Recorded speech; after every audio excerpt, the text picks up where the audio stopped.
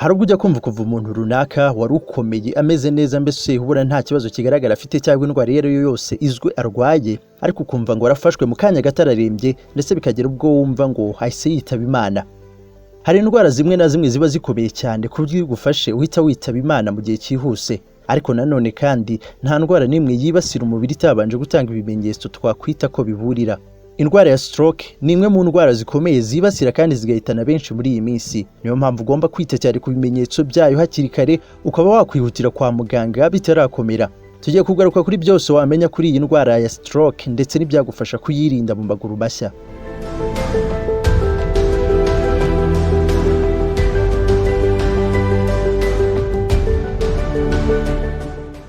Indwara ya stroke ibaho iyo amaraso ajya mu bwonko ahagaze kugenda cyangwa agize impamvu yabuza kugenda nk'ibisanzwe. Iyo bibaye, ibyo ureba, uko ugenda, uko uvuga ndetse n'uko utekereza byose birahinduka, ntibibe bikiba mu buryo busanzwe. Hari n'igihe uhita uta ubwenge.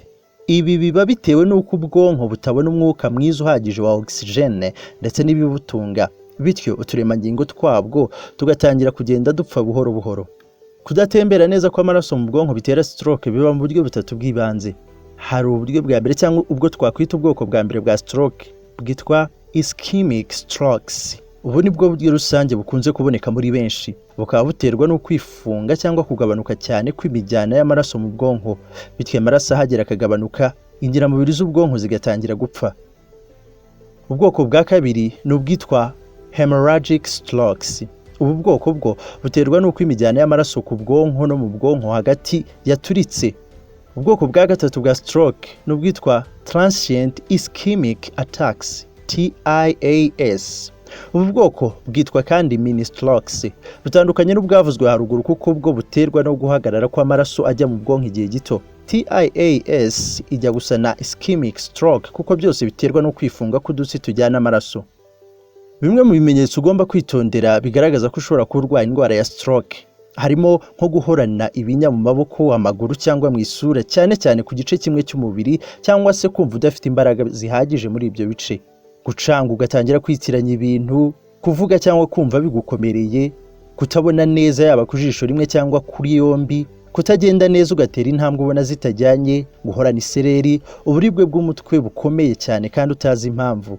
Ibi ni bimwe mu bimenyetso mpuruza bishobora kukwereka ko ushobora kuba urwaye indwara ya stroke. Iyo ubibonye ni ngombwa guhita wihutira kwa muganga.